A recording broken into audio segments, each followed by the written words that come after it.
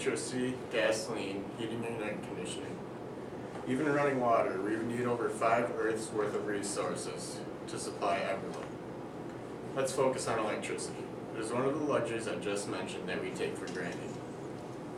When we turn on a light or use our computers, we never think about how our homes are powered. We just expect everything to work as soon as we hit a switch. I'm sure we've all seen The Simpsons, or at least know what a nuclear power plant looks like. You think of those 2 huge, oddly shaped towers.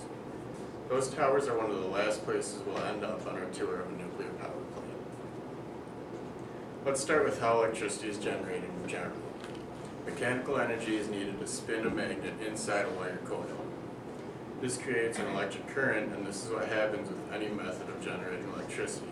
It could be a wind turbine rotating because of the wind, a hydroelectric dam's turbines rotating because of the flow of water, or coal being burnt to heat water and create steam that rotate the turbines. A nuclear power plant is just another way of heating water to create steam and rotate the turbines. A water source is needed to even have a nuclear power plant. This is why they were built along rivers or lakes.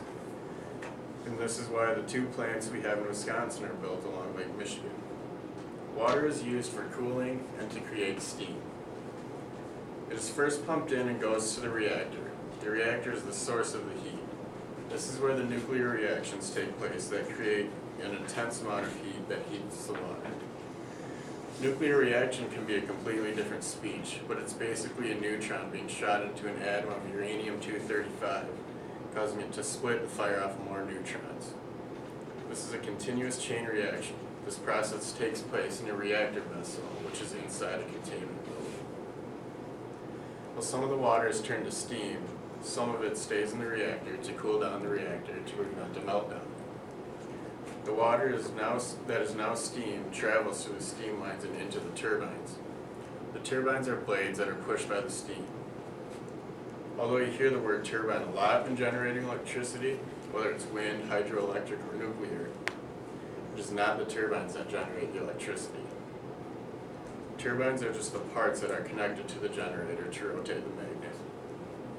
From there, the steam travels down to the condenser, where it is condensed back to water and either used again or sent back to the source that it came from. Back to the turbines. As I said earlier, the turbines rotate the generator where the electricity is actually generated. From there, the electricity is sent to a transformer and onto the grid where cities use it. Let's back up again to the reactor. After the water has helped keep the reactor at a safe temperature, it's too hot to use again. Now it's sent to the cooling tower, which are the big cylindrical structures that everyone thinks of when they think of a nuclear power plant, which is every day, of course. This is where the water is cooled off, and you see the vapor pouring out of the top.